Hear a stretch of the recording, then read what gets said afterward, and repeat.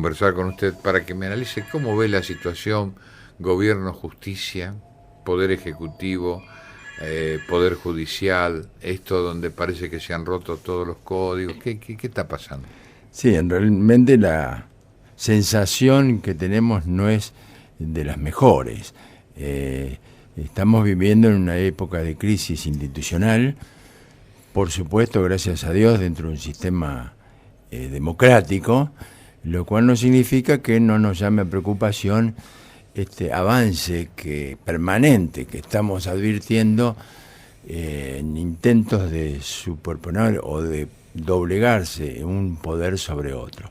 Este intento fundamentalmente del Poder Ejecutivo de cooptar o de alguna manera influir sobre la justicia no deja de preocuparnos, sobre todo a quienes ocupamos algunas responsabilidades desde el punto de vista institucional, en la que una de las funciones que nos marca la ley que nos rige, en este caso a los colegios de abogados, es la de defender el sistema democrático, el imperio del Estado de Derecho y las libertades públicas. Y la independencia de los poderes, ¿no? Por supuesto, dentro de ellas, dentro del sistema republicano de gobierno, la independencia de los poderes.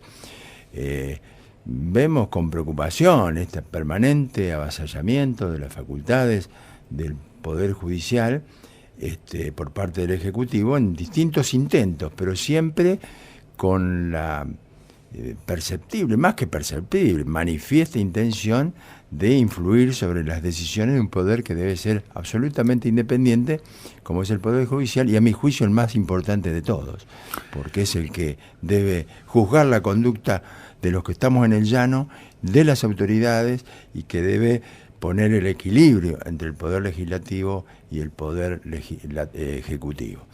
Doctor, acaba de concretarse, hoy estaba viendo en la pantalla de televisión el momento en que hacía declaraciones un muy joven abogado que a través del Consejo de la Magistratura, y usted me dirá si esto es correcto, violando disposiciones que indican que debería ser aceptado por el Senado, ha ocupado el puesto que dejara el juez fallecido Blanco, que era juez federal con competencia electoral en la provincia de Buenos Aires. ¿Cuál es su punto de vista sobre eso? Bueno, creo que es un paso vergonzoso que se ha dado al margen de la... Y eso no se puede... Sí, tengo entendido que se va a cuestionar la designación, porque viola la ley misma que habla de las subrogancias dentro del Poder Judicial. Debe quedar claro que se ha designado este juez con carácter de subrogante, es decir, hasta tanto se nombre al juez que tendrá carácter definitivo, su nombramiento con carácter definitivo. Pero ¿y quién pone los tiempos para el nombramiento? Porque ahí está la trampa, lo mejor. Por supuesto, además lo lamentable de todo esto es que el Consejo de la Magistratura de la Nación ha dado un malísimo ejemplo, porque pensemos que es el órgano que la Constitución le asigna las facultades de selección y designación de los jueces en la República Argentina, y que ha dado este paso evidentemente tendencioso y preñado de intencionalidad política, designando a un abogado que hasta hace pocos días era contratado del Poder Judicial, y que para darle algún grado de legitimidad, hace escasos 10 días se lo pasó a la planta permanente con el carácter de escribiente, con lo cual la designación ha sobrepasado no solo por el juez subrogante que estaba actuando, sino por los secretarios y subsecretarios del juzgado. Que ya tenían acumulado antecedentes. Exactamente, además la ley permite que pueda ser reemplazado con otro juez subrogante o con conjueces, es decir, abogados en la matrícula que están designados y aprobados o legitimados. Es decir, que esto fue un manejo directamente orientado a poner a alguien claramente de su simpatía. Y digo, desde el momento en que desaparece por fallecimiento el doctor Blanco, ¿había un plazo para cumplir para nombrar su reemplazante? No hay plazos, pero hay reemplazantes naturales. Hay reemplazantes. Eso se ha violado tanto. Se ha violado porque, en definitiva, el mecanismo de designación de jueces tiene como eje central la aprobación del pliego del juez por parte del Senado, del Senado de la Nación. Entonces, puede ser reemplazado en funciones de un juez por otro juez, subrogante también, que haya recibido con anticipación, como paso previo, el acuerdo del Senado. Pero esta es una designación de un funcionario judicial, nada menos que en la categoría de juez, sin dar ese paso previo, claro. Sin los requisitos constitucionales que exige la ley fundamental. Por lo tanto, nos parece que es un paso más muy preocupante y que no tiene otra lectura que el avance político de un poder sobre otro. Doctor, y los organismos que nuclea a ustedes, por ejemplo, los abogados, en este caso los que están colegiados, y las otras organizaciones, ¿no tienen la opción en este caso de ir en protesta ante autoridades superiores de la justicia? Sí, naturalmente. Nosotros... ¿Ante quién sería? ¿Ante la Corte ya? No. En este caso ante la Corte, por tratarse de un juez federal, Corte de la Nación, ¿verdad? Ajá. ¿Y se sabe si va a haber una presentación? No he hablado con el doctor De Felipe, que es el presidente de la Federación Argentina del Colegio de Abogados. Para orgullo del Foro Nicoleño es de la ciudad. El doctor Ricardo Felipe preside el más alto organismo de la colegiación de abogados y que ha cumplido en esta etapa última, estos últimos 3 años, una función fundamental en lo que hace a la preservación de los valores democráticos e independencia del Poder Judicial. Por lo tanto, yo no he podido ir a la última reunión de la Federación Argentina, de la FACA, porque naturalmente estos temas, si bien no se había plasmado esta designación, todavía ya mirábamos todos con preocupación esta situación del avasallamiento de la justicia y la presión que se ejerce sobre determinados jueces, sobre todo los federales, en la capital federal. Pero yo creo que la FACA va a tener que intervenir, no solo con una manifestación pública sobre este tema, sino ya actuando con alguna medida. Presentando reclamos legales. Yo soy partidario que así lo hago. Esto no es una crítica, yo creo que es una demanda, y digo que la FACA, la Federación Argentina del Colegio, como muchísimos colegios del interior, que al momento de tener que ejercer estos derechos, los hicimos. Cuando, recuerde usted, aquel intento de democratizar la justicia, llamado de esa manera, cuando en realidad era algo encubierto, ¿no? Tomar de alguna manera el Consejo de la Magistratura para proveerse de jueces adictos a través del mecanismo de designación de jueces. Los amparos que se presentaron tuvieron los primeros éxitos en San Nicolás. Fue el doctor Martínez, uno de los primeros, junto con el juez federal de Mar del Plata, que hizo lugar a las medidas de amparo, dejando sin efecto o suspendiendo la ejecución de la ley. Martínez, ¿no? Martín Martínez, excelente juez federal, que la verdad que nos enorgullece, y que hizo lugar a esas medidas de amparo metidas en San Nicolás por el Colegio de Abogados de San Nicolás y por el doctor De Felipe a título personal como presidente de la FACA, y que el mismo día, casi a la misma hora, también tuvo su réplica a través del juzgado federal de Mar del Plata, a instancia de un recurso de amparo metido por el Colegio de Abogados de esa ciudad. Es decir que nosotros estamos preocupados, y esto no significa intervenir o tomar una posición política, yo lo aclaro porque tenemos siempre que tener en cuenta que estamos representando, cuando hablamos o cuando actuamos, los que presidimos o actuamos en nombre de estas instituciones, a un sinnúmero de colegas que piensan distinto a lo que puede pensar la dirigencia. Por supuesto que además en la diversidad está justamente. Exactamente, y la gente y los abogados tenemos que tener muy en cuenta esto, la libertad y la libertad de opinión, pero estamos obligados por ley y por conciencia a defender las instituciones. Y fue lo que hicimos. No importa quién ha sido el gobierno, sino que ante el estado de peligro de las instituciones actuamos en su momento, y yo espero, respondiendo a su pregunta, que también la Federación Argentina, el Colegio de Abogados de la Provincia de Buenos Aires, actúe de la misma forma que aquel momento. Estamos hablando con el doctor José Lasalle, presidente del Colegio de Abogados de San Nicolás. Parece que a nivel de jueces se hubiese despertado un espíritu solidario, hubo varias respuestas muy duras con accionar rápido de jueces en algunas causas que estaban demoradas, pero no sería la misma la suerte de los fiscales, doctor. Exactamente. Tampoco a mí me agrada de que las decisiones de los jueces luzcan a la mirada de la gente como una reacción ante un ataque. El juez debe ser independiente y debe actuar cuando corresponde, oportunamente, con la eficacia que demanda el momento. Claro, en toda instancia, todo no momento. Esperar de que lo toque. Exactamente. Claro. Pareciera que con un gobierno que le falta poco para ir, se han acumulado todas las acciones para ejercerlas al mismo momento. Y debo decir que eso tampoco correspondería.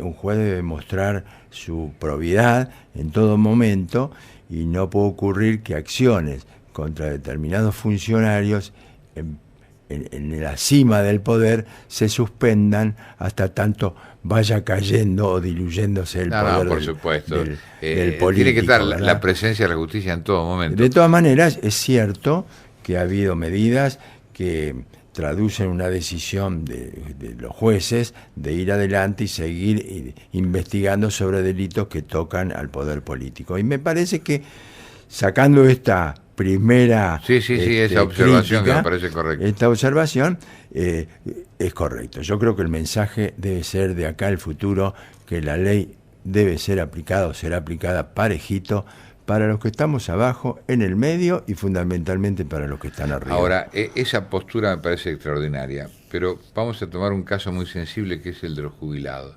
¿Cómo puede ser que en este momento haya tantos fallos favorables dados nada más y nada menos que por la Suprema Corte de Justicia que no se hacen efectivos? Es decir, bueno, es una clara ¿cómo puede ser que haya funcionarios que no acaten lo que resuelve el Tribunal Supremo de la Nación? Claro, eso es una vergüenza. Pero eso merecería una pena. Es una vergüenza, y les han sancionado pero nos encontramos que muchas veces la misma gente, nuestros comunes, nuestros conciudadanos, a la hora de tomar una decisión, olvidan este tipo de atropellos.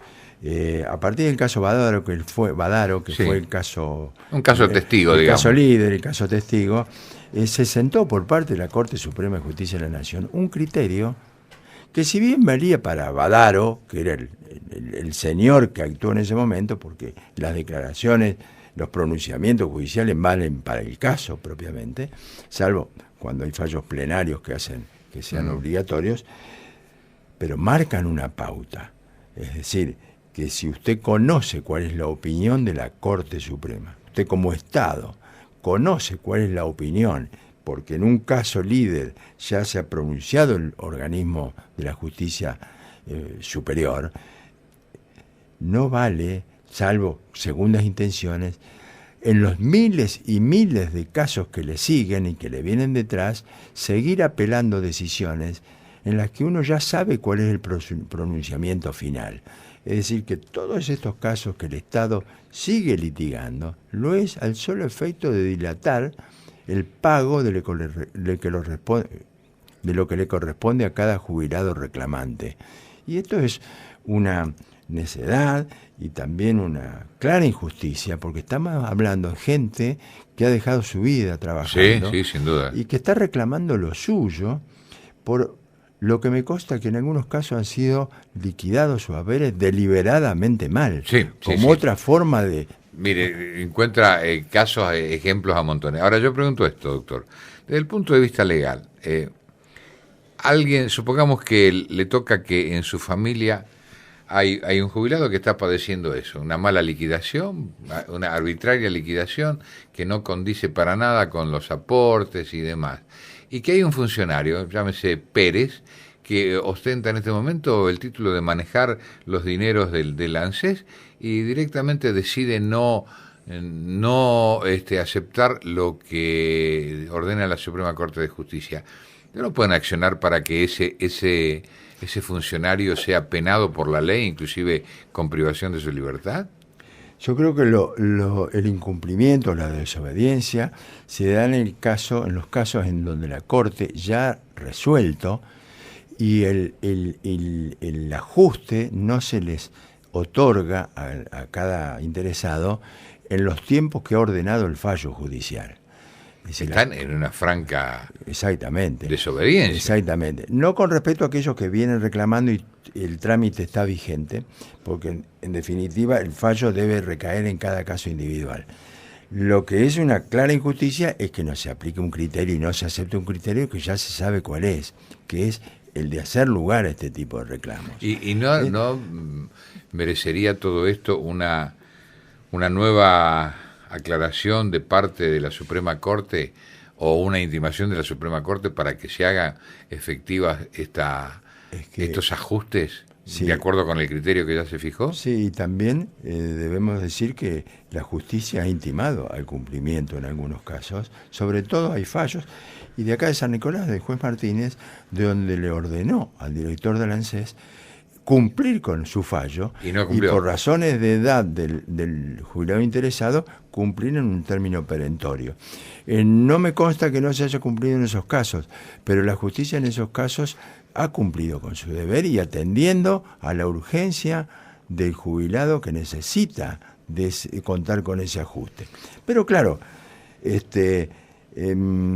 las falencias son de todo orden y cuando este organismo que maneja los fondos de los jubilados pasa a actuar como un organismo financiero de los gastos del Estado, ya a partir de ahí cualquier otra deficiencia que se note pasa a ser secundaria. Ahora, doctor, vayamos a este ejemplo más simple. Un ciudadano común no cumple con la ley en cualquiera de los aspectos, inclusive si quiere, para hacerlo más sencillo, en el tributario y demás.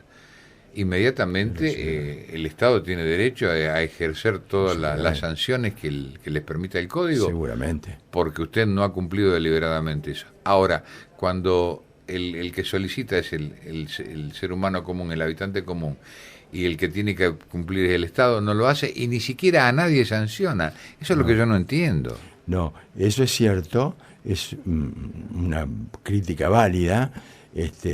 Hay alguna deficiencia en la justicia en ese aspecto, y también es cierto que todavía rige una ley de emergencia económica, en la que pareciera que todo nos va fenómeno, pero vivimos en emergencia, y claro, la emergencia sirve para estos casos, para no pagar cuando corresponda, para pagar cuando el Estado considera que hay fondos suficientes. Allí está la trampa, entonces, por la ley de emergencia. En alguna medida. Recuérdeme, ¿desde cuándo está vigente la ley de emergencia económica? Yo creo que salió en la época de que el ministro era Cavallo. En el gobierno de la Rúa. De Menem. Creo que el gobierno de Menem. No lo digo con seguridad, pero me parece que se ha instalado en los tiempos. Entonces, claro, todos los gobiernos que le han sucedido decían y dicen que vivimos fenómeno y que vamos hacia adelante, pero de la mano de una ley de emergencia que pone a cubierto a cualquier funcionario de gobierno a gastar lo que quiere de acuerdo a si las partidas presupuestarias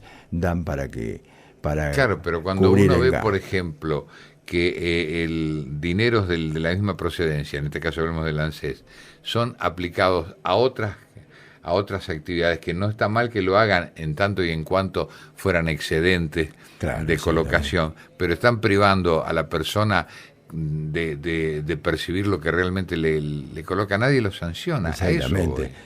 Estamos de acuerdo que la recaudación en materia previsional debe prever, o el manejo del dinero que entra a los organismos que administran los fondos sociales, deben prever la subsistencia del sistema y hacer un encaje de fondos que preserven a lo largo del tiempo el propio sistema. Pero de ahí a prestar el dinero y llenarse de papelitos de colores con la promesa de que algún día se volverán a convertir en pesos a disposición de los jubilados, hay una distancia muy grande. Y me parece que algo de esto está ocurriendo. Sí, lamentablemente. Sí.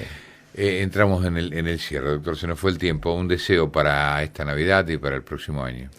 La verdad que se nos avecina un año muy interesante. Los ciudadanos vamos a tener la posibilidad, en esta bendita democracia que hemos sabido preservar, con todos los defectos y con todos los errores que hemos señalado incluso aquí, nos pone otra vez en la situación de tener que decidir. Felizmente podemos decidir los ciudadanos y no que venga nadie de arriba a decidir por nosotros. Estoy hablando de cara a las elecciones el año que viene, donde elegiremos autoridades y tenemos la posibilidad de hacerlo libremente, que es una condición de la democracia y un derecho de todo ciudadano. Yo invoco para que cualquiera sea la opinión de cada uno. Esto es básico, es fundamental absolutamente respetar la idea de cada uno. Lo hagamos a conciencia, sabiendo que no decidimos sobre las circunstancias económicas de cada uno del momento, sino sobre el futuro de nuestros hijos. Nuestros hijos no deben ser beneficiarios de ningún sistema prebendario y de ayuda social, tan necesario en épocas de crisis como las que hemos vivido. Pero nuestros hijos tienen el derecho a estudiar, a crecer en un mundo libre y fundamentalmente a criar a sus propios hijos en un ámbito de trabajo y de educación. Y eso lo tenemos que sembrar nosotros y abonar todos los días, y en años como los que vienen ejerciendo nuestro voto a conciencia y eligiendo a quienes consideramos nosotros, no quienes nos den una palmada en la espalda, quienes serán los mejores para representarnos. Doctor José Lasalle, presidente del Colegio de Abogados de San Nicolás, feliz Navidad, gracias. Gracias, Miguel Ángel, muy amable. Un feliz año nuevo a toda la audiencia. Muy amable.